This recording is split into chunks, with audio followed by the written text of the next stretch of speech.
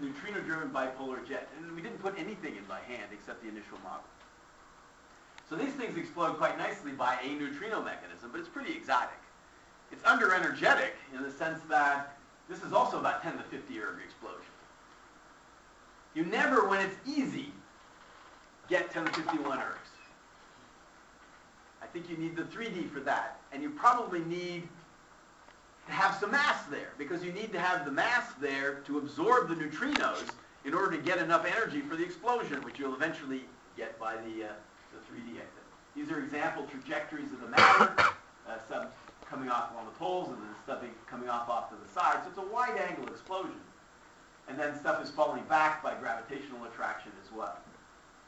Now we can do the same calculations with magnetic fields. So you put magnetic fields in there and let it rapidly rotate.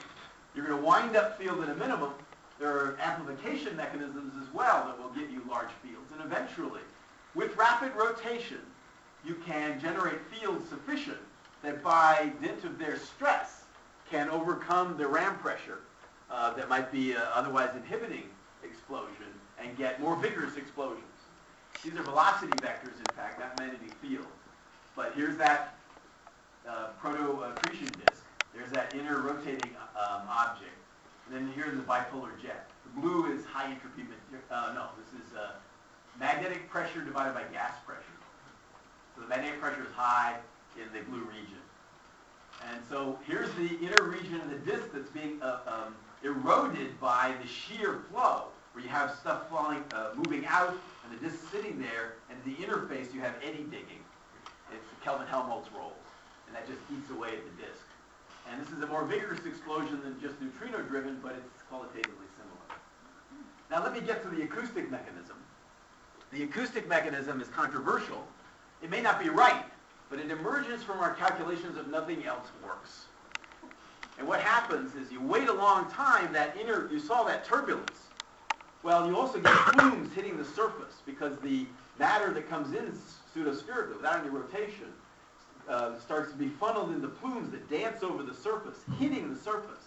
That object shrinks more and more, gets more and more compact, those plumes get closer and closer.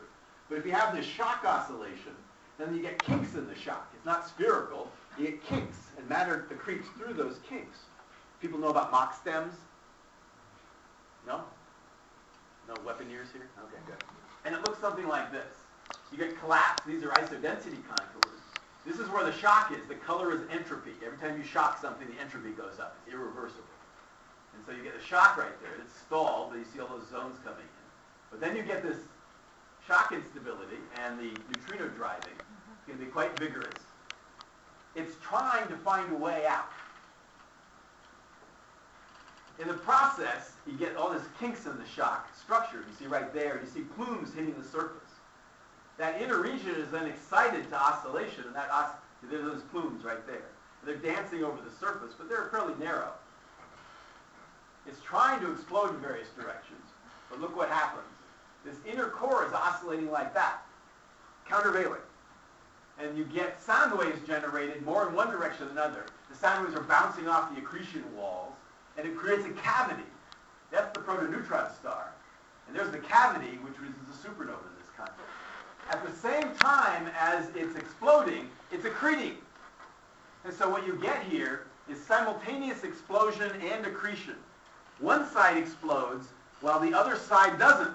Now, what's the good thing about that? The good thing is that if you exploded in spherical symmetry, then you reverse the info.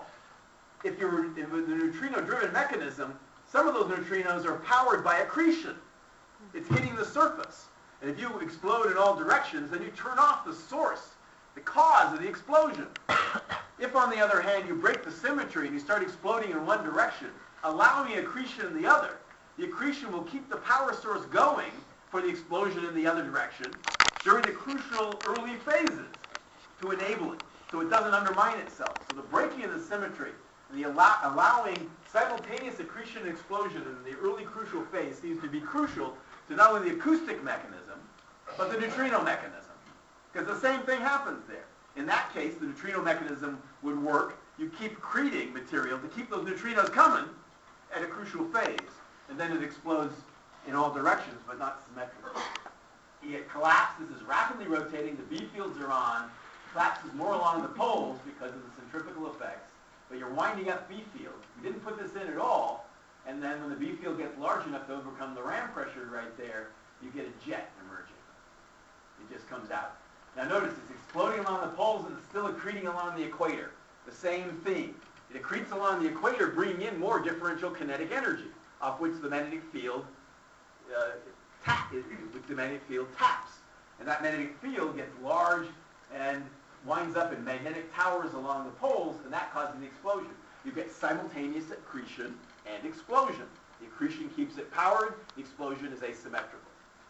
Eventually it's going to explode along the equator as well. But you see this has gone out to 3,000, 4,000 kilometers. This is on its way. Now this is the type of structure you get in these calculations for the magnetic field. The shock is this structure is very elongated. These are example foot points. These are example magnetic field structures with a few lines in there. Different models will give different degrees of winding, but qualitatively the same sort of thing. And then we can look at this as a function of time. That's the shock wave stalling right there. The color is entropy, so you shock that material. It's winding up. The magnetic fields are amplifying. And in this calculation, within 150 milliseconds, you get a shock wave, like a tunnel boring machine. They exploded along the poles. At the same time, you're again accreting along the equator, keeping the power coming in. And this is the first calculation that's ever done with multi-D transport in the supernova game. In fact, nobody else is doing these things. We're the only ones who are doing it. They're all doing radial. They're all doing one-dimensional transport in 2- and 3-dimensional contexts. The 3-dimensional stuff has never been published and is not ready yet. Anyway, so you can see the background hydroflux dynamics is quite vigorous and violent. The neutrinos are more isotropic because they smooth out things. Neutrino transport is just an integral over all the stuff that's coming in. That's an aside, a technical one at that. Now, as I said, there are kicks, pulsar kicks, and these kicks could be quite significant.